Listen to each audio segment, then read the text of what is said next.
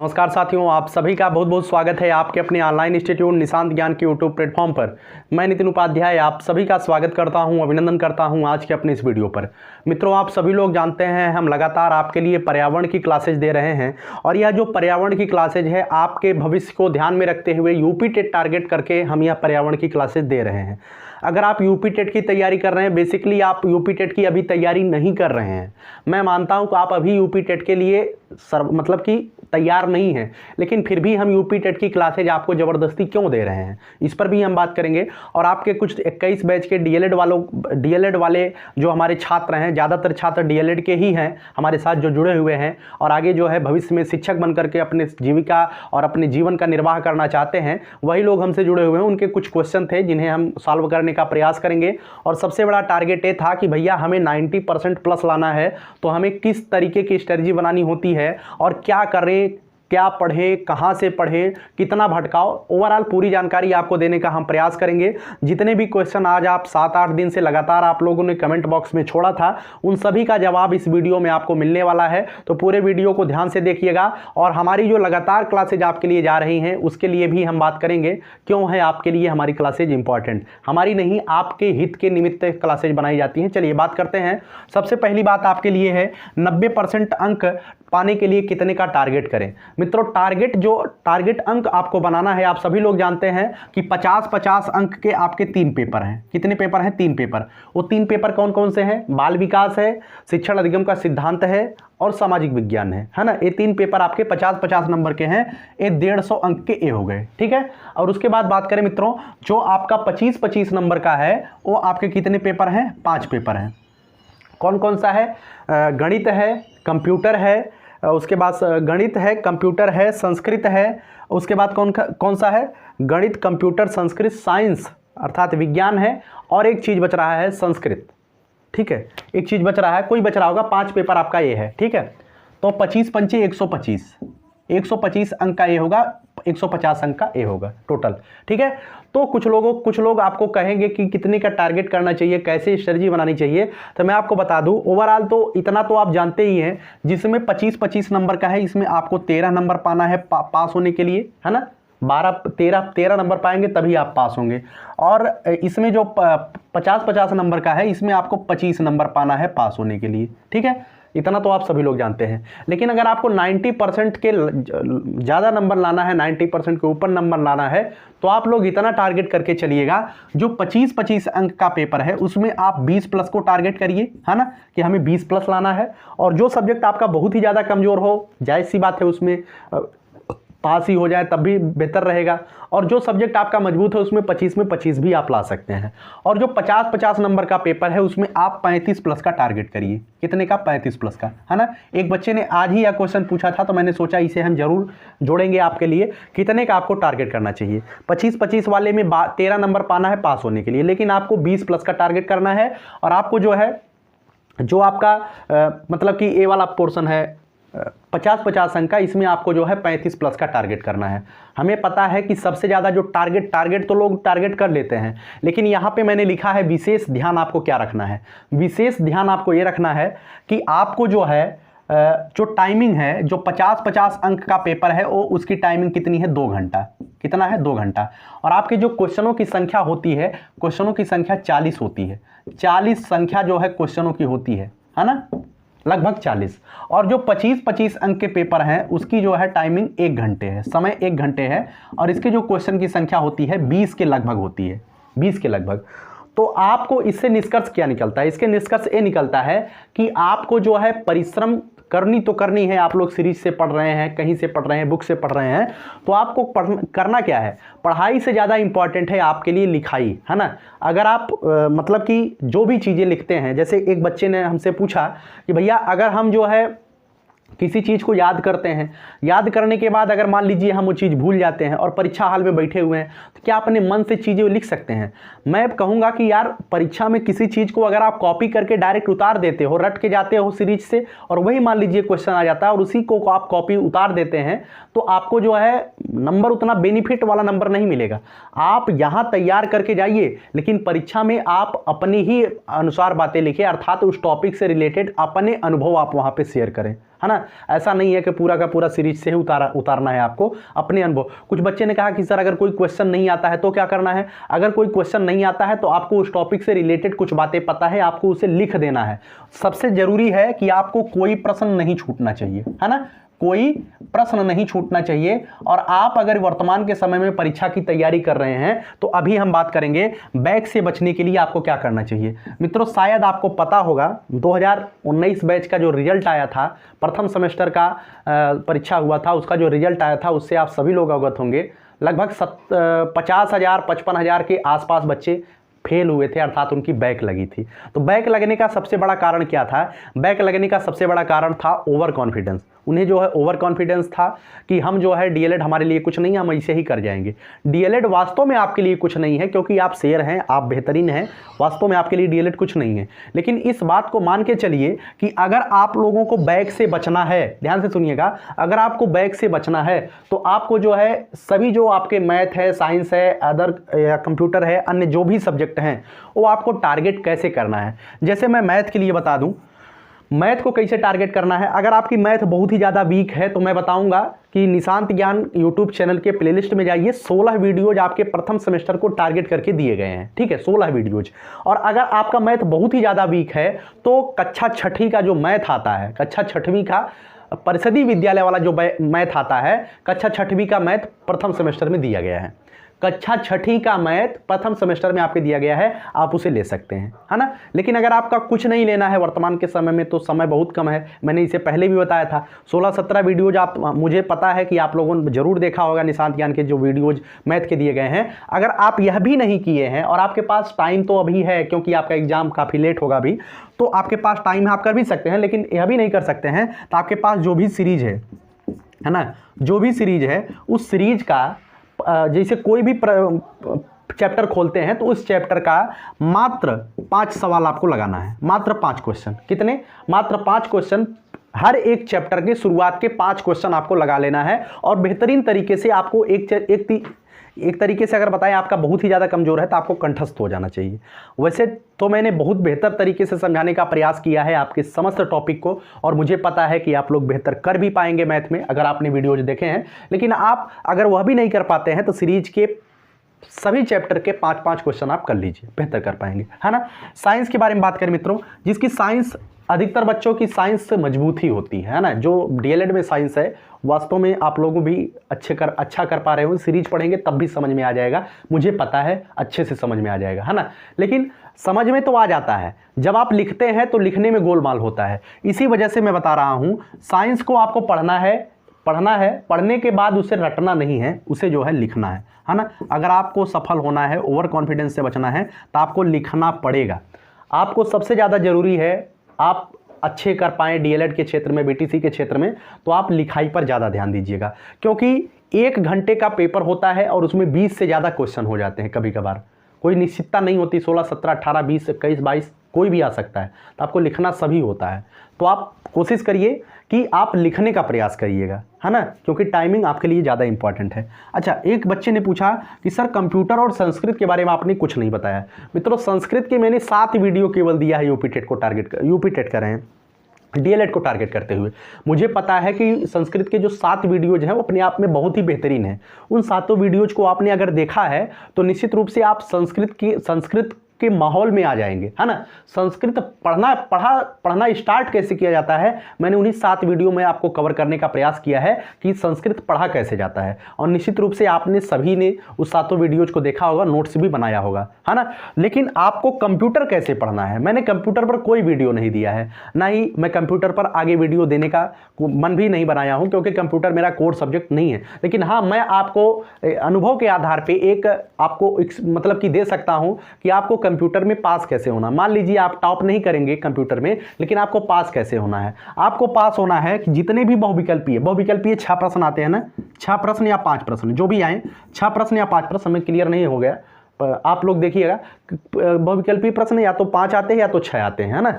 तो 6 प्रश्न जो भी आता है बहुविकल्पीय में, उस बहुविकल्पीय को जितने भी राजन सीरीज में दिया गया है बहुविकल्पीय, लगभग बहुविकल्पीय आप 3 से 4 बार क्लिक कर डालिए, है ना, क्लिक कर दीजिए। मतलब आपको हर एक बहुविकल्पी पर अपना कलम चला लेना है और कम से कम 4-5 बार परीक्षा तक उसे फेर डालिए, है ना। बहुविकल्पीय प्रश्न एक भी आपका गलत नहीं होना चाहिए कंप्यूटर में, इस बात को ध्यान रखिएगा। और जो भी क्वेश्चन आते हैं उसमें मात्र आपको 7 नंबर पाने हैं। कितने पाने हैं? 7 प्लस। और निश्चित रूप से अगर आप अति लघुत्तरी में भी 2-3 प्रश्न मार देंगे और लघुत्तरी में 2-3 प्रश्न मार देंगे तो निश्चित रूप से आप पास हो जाएंगे, है ना। कंप्यूटर में आपको अगर नहीं आता है, टॉप करने की स्ट्रेटजी नहीं बनानी चाहिए, आपको इतनी स्ट्रेटजी बनानी चाहिए कि आपको 13 नंबर आ जाना चाहिए किसी तरीके से, है ना। अच्छा, कुछ बच्चे हमसे बता रहे थे कि भैया इसमें जो है कॉपी ओपी की जचाई थोड़ी सी गड़बड़ हो जाती है, कभी कभार अच्छा बच्चा लिखा रहता है तब भी उसका नंबर कम हो जाता है। जी ऐसी कई सारी बातें हमारे सामने निकल करके पिछले बैचों में सामने आई है। हो जाता है कभी कभार ऐसी दिक्कतें, वह आपके नसीब के ऊपर है। कभी कभार आप अच्छा लिखे होते हैं तब भी आपकी कॉपी गलत जच जाती है, आपकी बैक लग जाती है, तो आप स्क्रूटनी डाल सकते हैं। स्क्रूटनी का मतलब होता है कि आपकी कॉपी दोबारा से रीचेक होगी और अगर आपने गलत नहीं लिखा है, मतलब कि बेहतर लिखा है और आपको नंबर कम दिया गया है तो आपके नंबर बढ़ते भी हैं। यहाँ पे ऐसा भी होता है ना। तो चलिए, मैंने ओवरऑल बताने का प्रयास किया। प्रयास यही है कि आपको जो है पढ़ाई के साथ साथ रटाई के साथ साथ सबसे ज़्यादा मेहनत अब किस पे करनी है? लिखने पर आपको मेहनत करना है और आपको टारगेट इतना बनाना है तो आप 90% के ऊपर ही जाएंगे, नीचे नहीं रहेंगे, ठीक है। आगे बात करते हैं मित्रों, किससे बचें। सबसे बड़ी वर्तमान के समय में क्या है? वर्तमान के समय में हर एक बच्चे के पास मोबाइल है। आप जायज़ सी बात है कि आप यह जो वीडियो हमारा देख रहे हैं या मोबाइल पर ही देख रहे हैं, हर एक बच्चे के हाथ में वो मोबाइल है। तो बचना किससे है? ऑनलाइन सफरिंग से बचना है। जो आप लोग ऑनलाइन भ्रमण करते हैं उससे आपको बचना है। अर्थात ऑनलाइन भ्रमण करने का मतलब ये है, कोई बच्चे होते हैं वो पढ़ाई के क्षेत्र में ही ऑनलाइन विचरण करते हैं और निश्चित रूप से 7 घंटा 8 घंटा ऑनलाइन विचरण करते हैं पढ़ाई के क्षेत्र में ही। और अगर उसका निष्कर्ष कभी निकालो बैठ करके तो आपको निष्कर्ष निकलता है मात्र 1 पेज का। 8 घंटे का मेहनत मात्र 1 पेज में निकल करके सामने आती है ना। तो आपको बचना है, किससे बचना है? ऑनलाइन से। ऑनलाइन, मैं यहाँ पे अच्छे से लिख दे रहा हूँ, ऑनलाइन भ्रमण से आपको बचना है। किससे बचना है? ऑनलाइन भ्रमण। आपको ऑनलाइन नहीं जाना है, आपको ऑनलाइन टेस्ट में नहीं भाग लेना है, क्योंकि यह जो आप परीक्षा देने जा रहे हैं यह यूपीएससी की परीक्षा नहीं है। अभी कुछ लोग कहेंगे सर आपने कहा ओवर कॉन्फिडेंस से बचिए, और अभी आप कह रहे हैं कि आप जो है यूपीएससी का एग्जाम नहीं देने जा रहे हैं। तो मैं आपको दोनों बातें बताता हूँ। ओवर कॉन्फिडेंस का मतलब ये है कि आप बिल्कुल भी ना पढ़ें, आपको लगे कि ऐसे ही हो जाएगा, उससे बचिए, है ना। ये होता है ओवर कॉन्फिडेंस। और एक होता है, यह यूपीएससी का एग्जाम नहीं हो, यह होता है मोटिवेशन, अपने अंदर हौसला कि हम कर सकते हैं, है ना। ये हौसला होता है कि हम कर सकते हैं। इसका मतलब यही है कि आप लोग अगर ऑनलाइन टेस्ट में सम्मिलित होते हैं, मान लीजिए आपको 15 क्वेश्चन, मुझे भी पता है कि किस तरीके से यूट्यूब पे वीडियो डाले जाते हैं। मैं भी जो है आपका लाइव टेस्ट का आयोजन कर सकता हूँ। राजन सीरीज की एक फ़ोटो खींचूँ, है ना, फ़ोटो खींचूँ, उसके बाद फ़ोटो को ऑनलाइन लाइव कर दूँ। लगभग आप लोग बहुत ही मन से, मुझे पता है कि 50 से 60 लोग डेली जुड़ेंगे और लाइव टेस्ट का मज़ा लेंगे। मुझे भी जो ऑनलाइन वाला पेमेंट है बेहतरीन तरीके से रेवेन्यू हमारा बढ़ता रहेगा, बच्चे इंगेजिंग होंगे, लेकिन आपका उससे लाभ नहीं होने वाला है। मैं हकीकत बता रहा हूँ, आपका उससे लाभ नहीं होने वाला है। आप आधा घंटा हम समय बर्बाद करेंगे। मैं कहूँगा रमेश कुमार, दिनेश कुमार बहुत बढ़िया है, ये सही है आपका, बहुत अच्छा आप कर रहे हैं, है ना। इस तरीके से मैं आधा घंटा आपका बर्बाद करूंगा और आपको मात्र 10 क्वेश्चन या 12 क्वेश्चन मैं आपको दे पाऊंगा। इससे आपका घाटा होगा, हमारा कुछ नहीं होगा, मेरा काम चलता रहेगा। मैं इसी चीज़ों से आपको बचने के लिए कहता हूँ, इसी चीज़ों से आपको बचने के लिए कहता हूँ, है ना। तो आपको बचना इसी से है। कुछ लोग कहते हैं कि सर यहाँ से पढ़ाई करें, सीरीज को छोड़ दे तो क्या पास हो जाएंगे। तो मैं आपको बता दूं, आपको पास कराने का केवल और केवल आप ही हैं जो आप अपने को पास करा सकते हैं, और आप ही हैं जो अपने को फेल करा सकते हैं। मेरे अंदर इतना दम नहीं है कि मैं आपको पास करा दूं। आप खुद से ही किताब कापी लिखेंगे और खुद से ही पास होंगे। मैं आपको कलम पकड़ कर लिखवाने नहीं आऊँगा। जो मैं चीज़ें यहाँ पे बता रहा हूँ, ये चीज़ें आपके हृदय के अंदर तक जा रही होंगी, मुझे पता है, क्योंकि आप लोग अभी बेहतरीन तरीके से मोल्ड नहीं हुए हैं। बहुत ही जल्दी जो है इधर उधर भटक जाते हैं। तो भटकाव बंद करिए। आपके लिए ज़्यादा इम्पॉर्टेंट क्या है? आपके लिए बहुत ही ज़्यादा इम्पॉर्टेंट है निजी अध्ययन, जिसे हम सेल्फ स्टडी के नाम से जानते हैं, है ना। जितना ज़्यादा से ज़्यादा आप सेल्फ स्टडी करेंगे, सीरीज ही अब पढ़िए। मैं ये कहूँगा, अच्छा कुछ बच्चे ने कहा कि सर हमारे जो सीनियर थे उन्होंने कहा है कि राजन सीरीज आप पढ़िए, पवन सीरीज आप पढ़िए, और आपने कहा राजन सीरीज पढ़िए। तो मैंने कभी भी किसी भी सीरीज का प्रमोशन नहीं किया। आप कोई भी सीरीज पढ़िए, मैं इतना ज़रूर बताऊँगा कि हर एक सीरीज से क्वेश्चन फंसेंगे, क्वेश्चन दोनों सीरीज से फंसते हैं, ऐसा नहीं है कि वहाँ से फंसेगा यहाँ से फंसेगा, दोनों से क्वेश्चन फंसते हैं। और अगर आप सीरीज ही पढ़ लेते हैं तब भी आप 90 के ऊपर जाएंगे, ये हम दावा कर सकते हैं, है ना। चलिए, तो आप कितना, अच्छा कितना पढ़ें, कुछ लोग पूछते हैं कि सर कितना पढ़ें,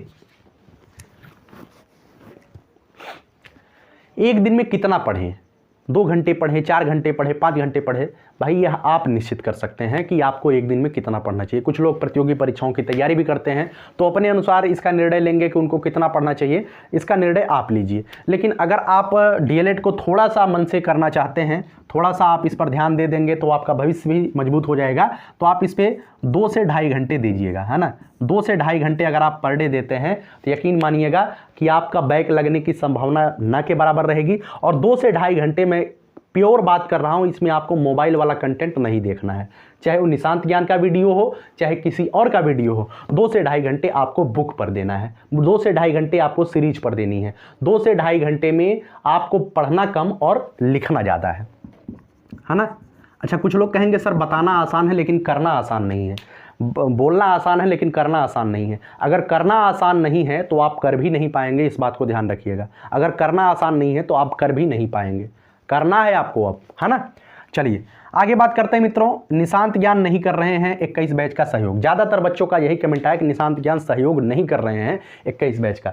मैंने मन बनाया है कि आपके लिए यह देखिए कब मैं वचन नहीं देता हूं कि मैं पूर्णतः आपके लिए करूंगा ही, लेकिन मैंने एक मन बनाया है कि जब आपका परीक्षा मतलब कि परीक्षा डेट घोषित हो जाएगी उसके पहले हम विचार कर रहे हैं कि आपके जो सीरीज है, देखिएगा मैं जो क्वेश्चन दूंगा आपके सीरीज से ही क्वेश्चन दूंगा।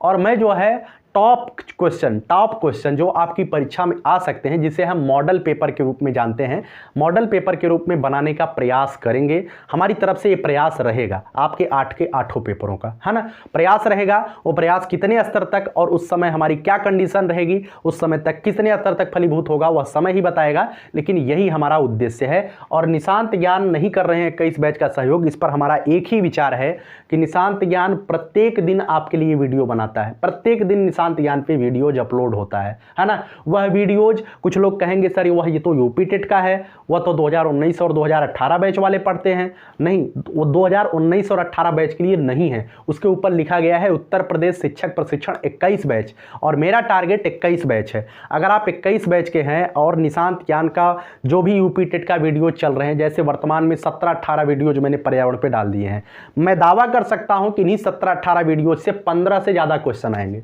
कितने? 15 से ज़्यादा क्वेश्चन इसी 17-18 वीडियोज से आएंगे, है ना। अगर इन वीडियोज की संख्या बढ़कर के 30 हो जाती है, इन्हीं वीडियोज की संख्या बढ़कर के 30 हो जाती है, तो यकीन मानिएगा 25 से ज़्यादा क्वेश्चन इन्हीं 30 वीडियोज में से आएंगे, है ना। आज के डेट में जो बच्चा, जैसे मैं पर्यावरण पढ़ा रहा हूँ, पर्यावरण का हर एक लेसन का, हर एक लेक्चर का नोट्स बना रहा होगा, निश्चित रूप से 25 के ऊपर करके यूपी टेट में आएगा। मेरा उद्देश्य यार ना, मेरा उद्देश्य डीएलएड या बीएड नहीं है, डीएलएड या बीएड नहीं है। यह आप जो है, यह आप खुद कर सकते हैं, 90 के ऊपर करेंगे, बहुत ही आसान होता है। बस आपको आत्मविश्वास बनाए रखना है, ओवर आत्मविश्वास में नहीं जाना है ना। बस आत्मविश्वास बनाइए, अपने पर भरोसा करिए, निश्चित रूप से आप करेंगे। और हमारी क्लासेज आपके लिए क्यों आवश्यक है, मैं इसके लिए बात बताऊंगा कि आपके लिए हमारी क्लासेज इस वजह से आवश्यक है क्योंकि हमारा उद्देश्य आपको बेहतर बनाना है। और प्रत्येक वीडियो जो भी जाते होंगे, आप खुद से अनुभव कर सकते हैं कि आप पिछले दिन से, जो आज वाला दिन होता है वह पिछले दिन से बेहतर आपके लिए होता है। और हमारे जो वीडियोज होते हैं, या निशांत ज्ञान के जो वीडियोज होते हैं, मैं गलत बोलता हूं, हमारे वीडियोज नहीं, निशांत ज्ञान के जो वीडियोज होते हैं वह पिछले दिन की तुलना में थोड़ा सा बेहतर करने का हम प्रयास करते हैं। हम हमेशा कहते हैं बेहतर को और बेहतर बनाने का प्रयास करिए, है ना। ओवरऑल पूरी जानकारी मैंने डीएलएड 21 बैच के बच्चों के लिए दिया। और कैसा लगा यह वीडियो? हाँ, आप कुछ बच्चे पूछ रहे थे भैया एग्जाम कब तक होगा, तो ध्यान रखिएगा एग्जाम आपके अब अप्रैल लास्ट तक जाएगा, है ना। अप्रैल लास्ट तक आपका एग्जाम जाएगा, क्योंकि अभी कई जगह पे जो है टीचिंग उचिंग नहीं लगी है, कई जगहों पर टीचिंग नहीं लगी है। 10 तारीख को विधानसभा चुनाव की मतगणना के बाद आपकी टीचिंग उचिंग हर जगह पे शुरू हो जाएगी और आपका टीचिंग ही 10 अप्रैल तक लगभग सभी टीचिंग का फाइल जो है PNP पे जाएगा और तब निर्णय लिया जाएगा परीक्षा का, है ना। तो आपका परीक्षा जो है अप्रैल लास्ट तक अब जा सकता है, उससे पहले आपकी परीक्षा होने की संभावना नहीं है, ठीक है। तो मैं कोशिश यही है कि आपके लिए बेहतर किया जाए। कुछ बच्चे पूछते हैं आप क्या करना चाहते हैं 2021 बैच के साथ, तो मैं बहुत बड़ा करूंगा, केवल आप लोग वक्त आने दो बता देंगे तुझे आसमां, वक्त आने दो बता देंगे तुझे आसमां, हम अभी से क्या बताएं क्या हमारे दिल में है। बोलने से कुछ नहीं होता है, करने से सब कुछ होता है। एक समय पर आप खुद जान जाएंगे निशांत ज्ञान आपके लिए कितना किया है ना। लगातार आपके लिए कर रहे हैं और आगे भी आपके लिए करते रहेंगे।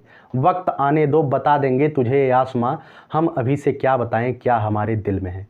फिर से कहूँगा, यही जज्बा रहा तो मुश्किलों का हल भी निकलेगा, जमी बंजर हुई तो क्या वहीं से जल भी निकलेगा। न हो मायूस, रख हौसला, न घबरा इस अंधेरे से मेरे साथी, इन्हीं रातों के दामन से सुनहरा कल भी निकलेगा। दिन की शुरुआत तभी होता है जब आप रातें काटते हैं, बिना रात गुजारे कभी भी आप सूर्य की लालिमा या सूर्योदय का परीक्षण, सूर्योदय को देख ही नहीं सकते हैं। तो आपके संघर्षों का ये दिन चल रहा है और संघर्षों के दिन के बाद ही सफलता का स्वाद आपको देखने को मिलेगा। आज के लिए यही क्लास रहेगी। आपको यूपी टेट पर्यावरण की क्लास एक दिन ड्रॉप की जाती है, आगे दिन जो है यूपी टेट की पर्यावरण की क्लास आपको दी जाएगी, ठीक है। तो चलिए बहुत बहुत धन्यवाद। बेहतर को और बेहतर बनाइए, हमारी शुभकामनाएं आप सभी के साथ हैं। जय हिंद।